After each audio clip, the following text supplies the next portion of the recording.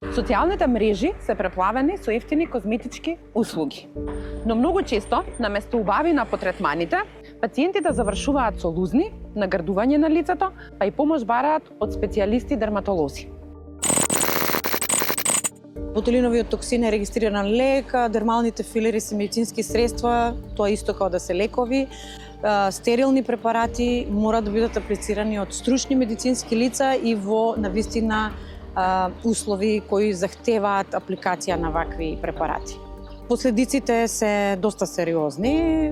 Најобичните, ако може така да ги крстиме, се длабоки ткивни инфекции, најчесто гледаме тоа, како резултат на апликација на овие препарати во нестерилни и немедицински услови. Понекогаш овие се доста длабоки, посериозни инфекции кои може да завршат со некроза и изумирање на дел од ткивото, како посериозни компликации, доколку пациентот се обрати на стручно лице, ако забележи дека има некаква компликација и се реагира навремено, се започне лекување, може да бидат иреверзибилни.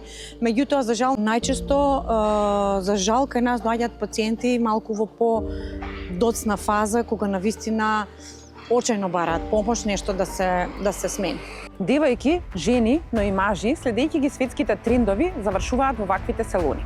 Дерматолозите алармираат дека последиците од нестручните третмани се сериозни и големи. За жал, периодот неодамна има случувања доста сериозни во соседна Република Бугарија, каде што имаше оштетени 13 жени од апликација на не да кажеме оригинален или ако може така да се нарече фалш ботулинов токсин, како резултат на кои жените завршија со доста сериозни медицински последици. Една се наоѓа и се уште во моментот е на респираторна подршка на интензивно лекување, другата е со назогастрична сонда. Пред 2 дена ни јавија колегите од Бугарското здружение дека бројката се зголемува таму и дека има уште 28 пријавени пациенти со сериозни последици од истата причина. Секогаш може да се провери некој дали е навистина лекар или не е и дали е обучен за да врши вакво нешто. Меѓутоа да не проверуваат преку Инстаграм, Фејсбук и така натаму, туку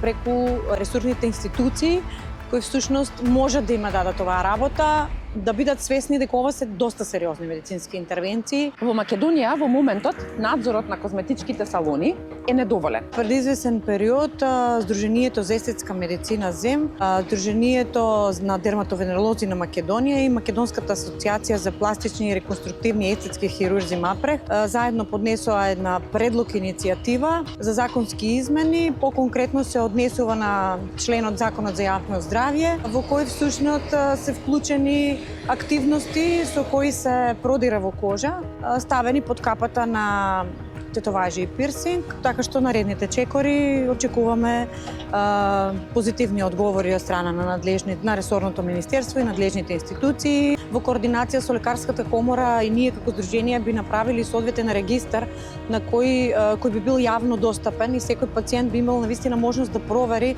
дури и за лекарот кај кој ќе се обраќа за вакви интервенции, дали е сертифициран за оваа работа.